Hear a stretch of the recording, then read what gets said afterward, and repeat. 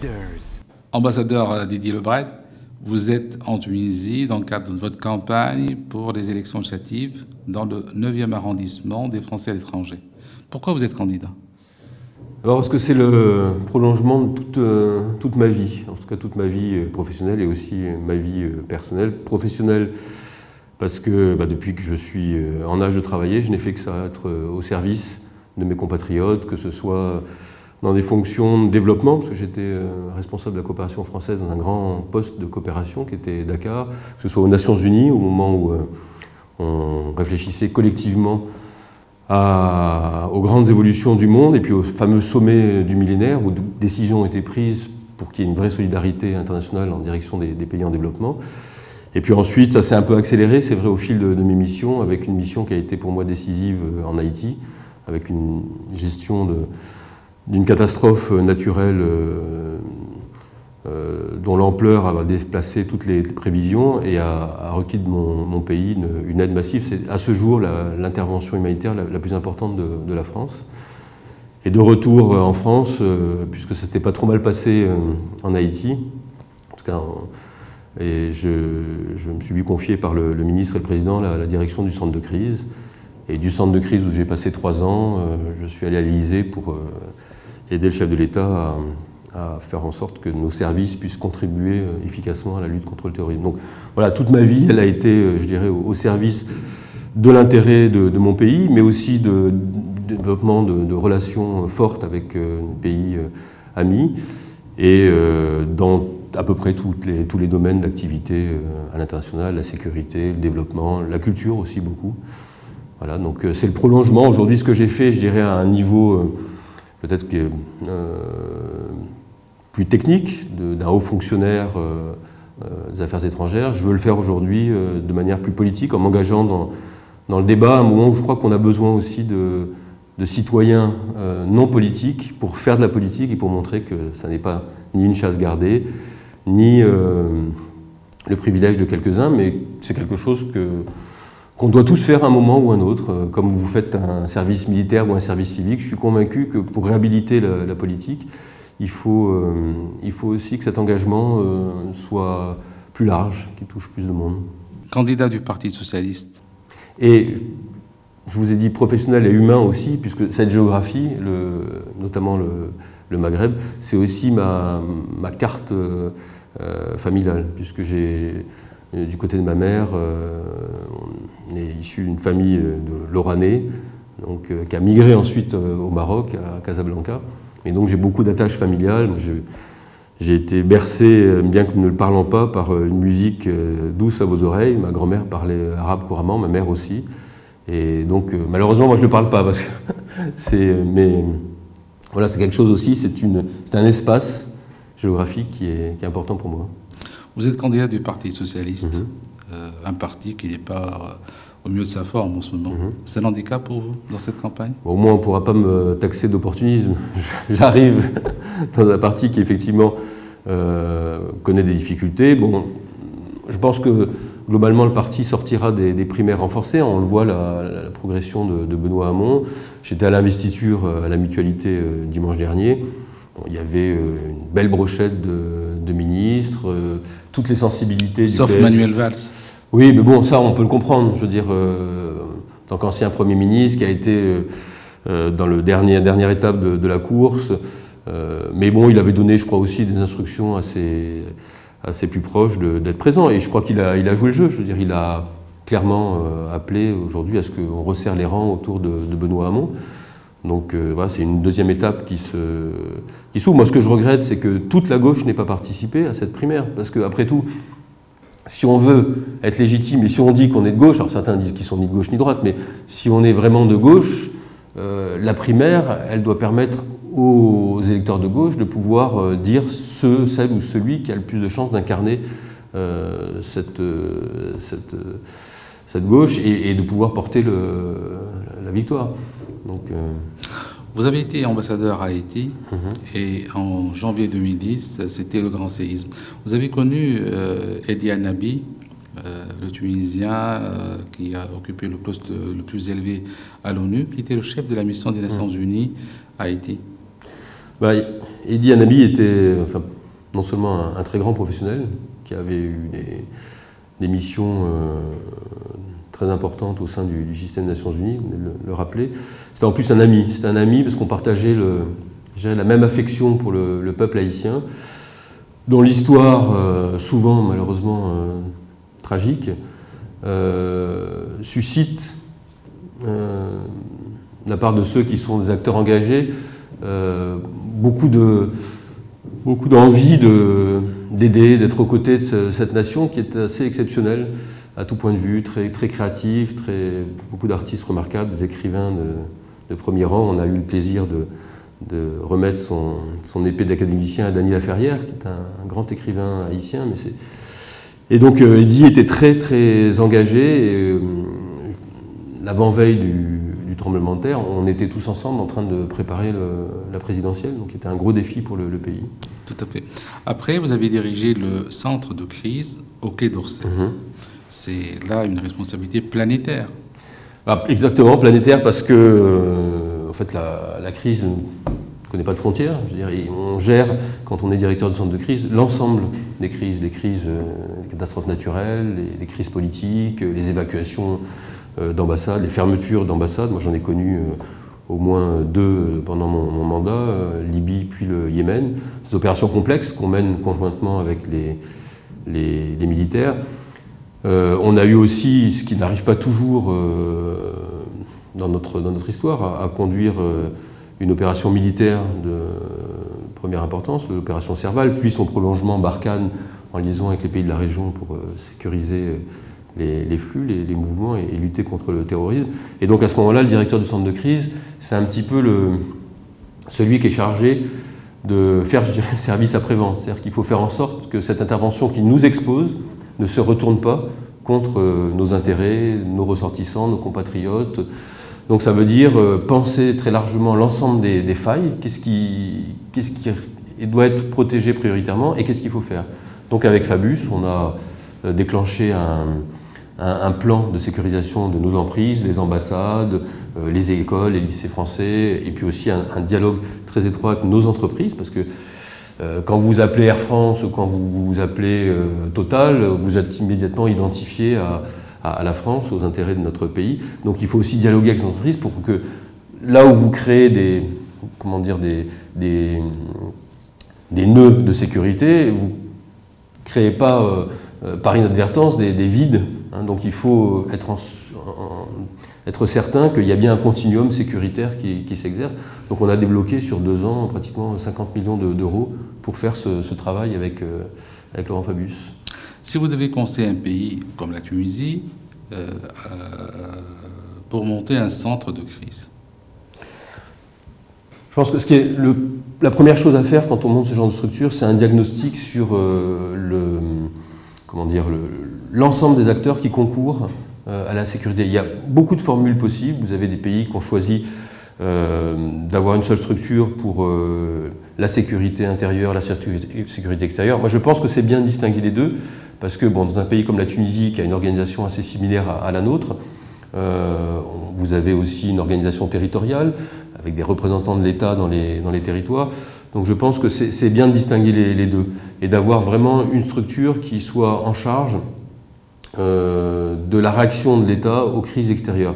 Alors après, ça n'empêche pas le contre-exemple en France. Moi, quand j'ai quitté le centre de crise, le président de la République et Manuel Valls m'ont demandé d'aider l'administration à créer un centre interministériel d'aide aux victimes. Parce qu'on s'est aperçu qu'après les attentats de Charlie, qu'en fait, quand vous avez des gens qui sont connus, vous avez par cercles concentriques successifs toute une série d'interventions qui sont faites et qui perturbent en réalité le travail de la machine d'appareil d'État. Donc il faut une structure qui soit capable d'avoir ce lien avec les familles, de leur expliquer comment ça va se passer, comment est-ce que l'État va s'organiser, quels seront les régimes indemnitaires, etc. Donc très vite avoir un guichet unique. Donc moi j'ai aidé à ce qu'on configure cette structure qui, c'est vrai que l'expérience avait été plus accumulée aux affaires étrangères, parce que principalement les catastrophes étaient plutôt à l'étranger, les prises d'otages, etc. Donc on avait accumulé ce savoir qu'on a transféré à la justice, au ministère de l'Intérieur, pour avoir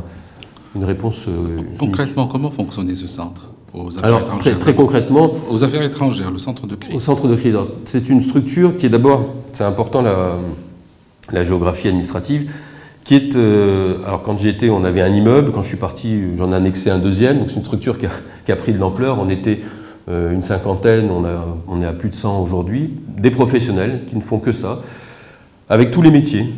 Vous avez aussi bien des professionnels de santé, vous avez des logisticiens, vous avez des humanitaires, parce que le centre de crise, c'est à la fois la gestion de crise, donc on intervient au service de nos ambassadeurs en période de crise, c'est aussi la préparation de la gestion de crise, c'est aussi l'action humanitaire, même si on n'a pas d'intérêt immédiat, quand il y a eu ces atrocités commises en Syrie, on a largement participé à la réponse humanitaire européenne et mondiale en Syrie. Donc c'est le centre de crise aussi qui gère ça. J'ai des personnels, pour certains, qui viennent du HCR, qui viennent des Nations Unies et qui travaillent pour nous.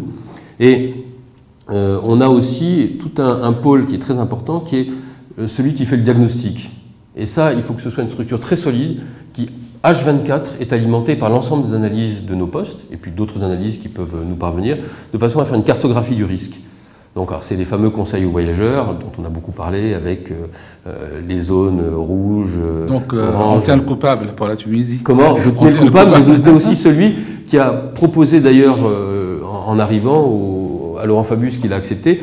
Autrefois, on était dans un système qui était ternaire. C'était vert, orange, rouge. Et quand on passait en orange, on était déjà dans des indications qui faisaient que les tours opérateurs ne prenaient pas de risque. Aujourd'hui, on a le jaune, qui est une catégorie importante, c'est-à-dire il y a un risque qui est avéré, mais qui est maîtrisable et qui n'est pas du tout incompatible avec le tourisme. Donc ça permet, en fait, on a organisé en 4 couleurs, maintenant vert, jaune, orange, rouge, plus de fluidité, ce qui fait qu'il y a moins d'effet de cliquet. Sur la Tunisie, par exemple, on peut très bien, suite à une menace qui nous parvient ou le dialogue qu'on a avec les autorités, décider de telle zone de la passer en orange, de la dissuader pendant. Mais si dans le dialogue qu'on a avec les autorités du pays, on s'aperçoit que finalement il y a des contre-mesures qui sont prises et qui réduisent considérablement le risque, on peut revenir à une cartographie qui ne dissuade pas le tourisme. Et c'est souhaitable. Il ne faut pas maintenir longtemps un pays qui fait des efforts, parce que c'est la double peine. Vous êtes à la fois victime du terrorisme et victime de l'assèchement des flux touristiques. Enfin, je crois que c'est 7% du PIB pour la Tunisie. Donc c'est considérable. Et puis avec tous les métiers, moi j'étais, il y a 2 mois, j'étais passé un week-end à Sousse avec ma compagne. Je ne suis pas complètement fou. Si j'y suis allé, ce n'est pas par masochisme pour risquer d'exposer la vie de ma compagne ou ma propre vie. C'est parce que je l'ai fait en sachant que les autorités tunisiennes avaient pris de vraies mesures de sécurité. Je l'ai constaté visuellement, j'ai vu le dispositif qui était extrêmement solide, dissuasif, et je l'ai dit en rentrant, quand on m'a interrogé, on me dit « mais qu'est-ce que tu allais faire à Sousse ?» Je dis « oui, je l'ai fait sciemment parce que je pense qu'aujourd'hui, c'est aussi notre responsabilité, non pas de prendre des risques démesurés, mais de montrer que quand il y a des efforts qui sont faits, il faut les encourager. » Donc je l'ai dit à mon retour, je le redis devant vous avec plaisir. Vous avez géré l'évacuation de l'ambassade de France à Tripoli et à Sanaa. Comment ça s'est passé? Alors c'est des opérations complexes parce que la première chose, c'est qu'il faut être certain que le message passe bien très largement au sein de l'ensemble de notre communauté française. Alors on a 2 600 000 Français qui sont à l'étranger, établis hors de France. Tous ne sont pas enregistrés, donc il faut viser à la fois ceux qui sont enregistrés, c'est facile, on peut leur faire passer des messages, mais aussi ne pas oublier en chemin des gens qui ensuite vous diraient « mais attendez, je n'étais pas au courant », donc on diffuse largement les messages, mais il y a un moment, quand on est dans une information un peu sensible, quand l'évacuation est sur le point de se faire, soit par avion, soit par bateau, etc., ce qui était le cas par exemple pour la Libye, il faut que les gens soient attentifs, il faut qu'on soit sûr de n'oublier personne. Par exemple, à ma grande surprise, une fois l'évacuation passée, on a réalisé qu'on avait une compatriote qui était restée et qui a été enlevée, Isabelle Prime, donc, qui avait entendu le message mais qui se disait qu'elle avait encore un peu le temps, etc. Donc c'est un travail qui doit être à la fois très, très précis et malgré tout nous permettre de toucher tout le monde. Vous avez été nommé par François Hollande à l'Élysée pour vous occuper de questions sensibles. C'était quoi au juste? C'était la fonction de coordonnateur national du renseignement, fonction qui a été créée en 2007.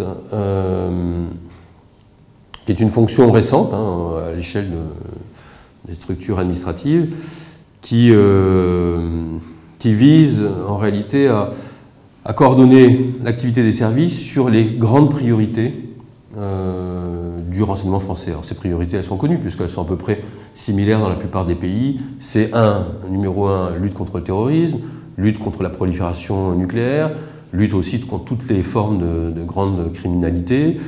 C'est bien sûr la cybercriminalité qui prend une place de plus en plus importante. Et puis c'est aussi, je dirais, le contre-espionnage classique, donc la défense de nos intérêts, et y compris nos intérêts économiques, industriels. Voilà, donc, mais bon, moi j'avoue que dans ma mission d'1 an et demi, j'ai fait beaucoup de contre-terrorisme. Ça a été l'essentiel de ma mission. C'est à ce titre que vous êtes rendu à Tunis en mars dernier, après l'attaque de Ben Gardane. Absolument. Vous avez remarqué que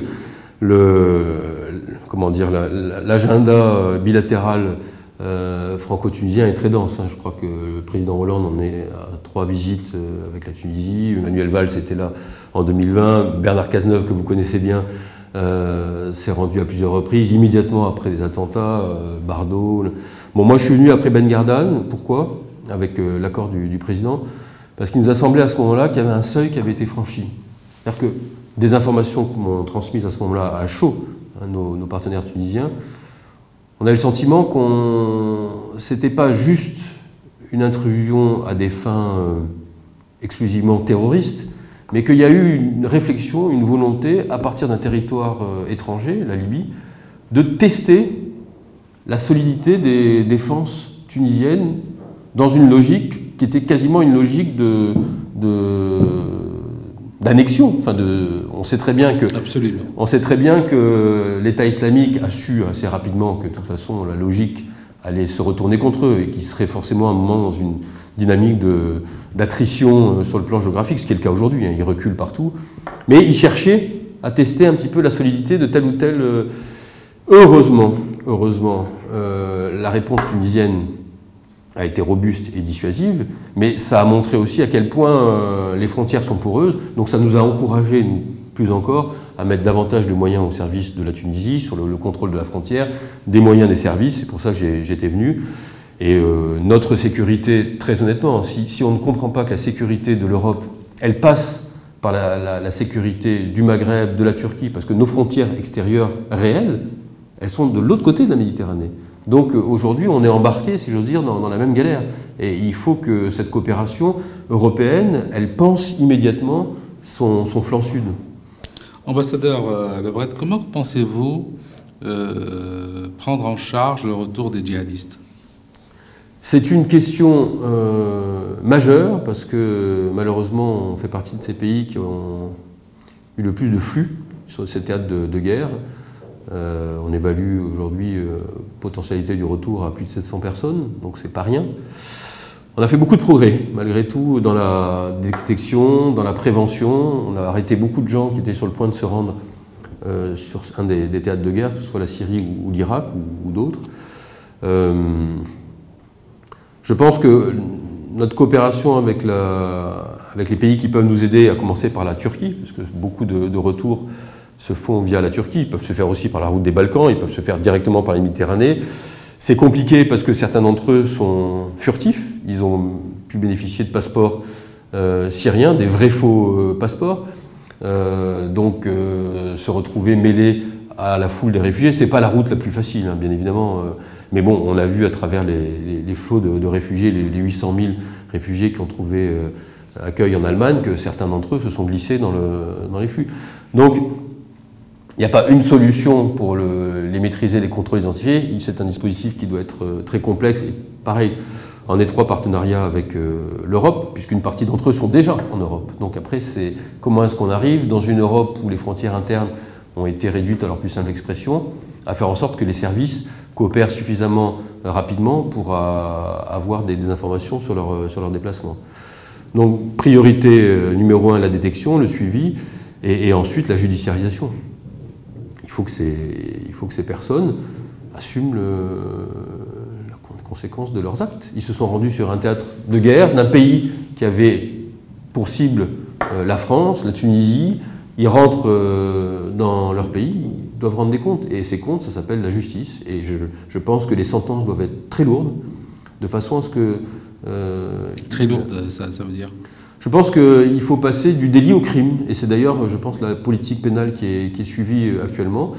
Et un crime, ça permet des peines effectivement très lourdes et qui, je dirais, dans l'intérêt même de ces gens, leur permettent à la fois de passer le temps qu'il faut pour se restructurer, se réinventer, si j'ose dire, trouver peut-être une formation qui va leur permettre de sortir de là dans un autre état d'esprit qu'en arrivant. Vous êtes candidat dans le 9e arrondissement, qui comprend l'Afrique du Nord et l'Afrique de l'Ouest. À peu près 17 pays. 16 pays. 16 pays. 16 pays. 16 pays. Et vous êtes confiant en l'avenir de cette région? Je pense qu'on a une obligation d'être confiant parce que dans la confiance, il y a quelque chose qui crée aussi des dynamiques.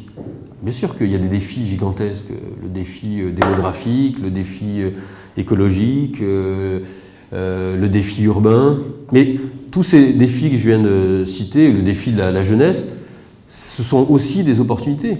2 milliards potentiellement d'habitants en Afrique fait du continent africain à la fois une des plus grandes réserves de consommation, de production, d'échange, donc c'est aussi des opportunités. Des villes, aujourd'hui vous avez déjà plus de 20 villes qui sont plus d'1 million de personnes sur le continent africain. On sait très bien que la ville, c'est le laboratoire à idées, c'est un lieu de brassage, c'est là que les classes moyennes se forment, c'est là que la démocratie se forge aussi. Donc c'est aussi un formidable espoir à l'échelle du continent. Bon, un habitant sur deux qui en 2050 aura moins de 20 ans, on voit très bien que c'est des défis, mais c'est aussi des opportunités. Je me souviens très bien des débats qu'on avait il y a 10 ou 15 ans sur, plus personne ne s'en souvient, la fracture numérique. Expliquer que l'Afrique allait rater le développement global parce qu'ils étaient dans une espèce d'impasse numérique. On s'aperçoit que ça ne s'est pas passé comme ça. Il a fallu un demi-siècle pour que la plupart des gens aient le téléphone fixe. Il a fallu en fait moins de 15 ans pour que tout le monde soit sur des portables. Et en moins de 4-5 ans, les réseaux sociaux ont envahi la planète. Donc on voit bien que ce qui apparaissait comme quelque chose qui serait un handicap s'est avéré être une force pour la démocratie, une force pour les échanges, une force... Moi je suis confiant, je pense que l'Afrique est bien entrée dans l'histoire, de plein pied, et je pense que l'Europe doit considérer qu'il ne s'agit pas seulement, il ne faut pas avoir seulement une vision sécuritaire, mais une vision aussi généreuse en termes de mobilité, d'échange, de solidarité. Vous avez confiance en vos chances d'emporter ce scrutin? Écoutez, il faut à la fois être modeste, lucide.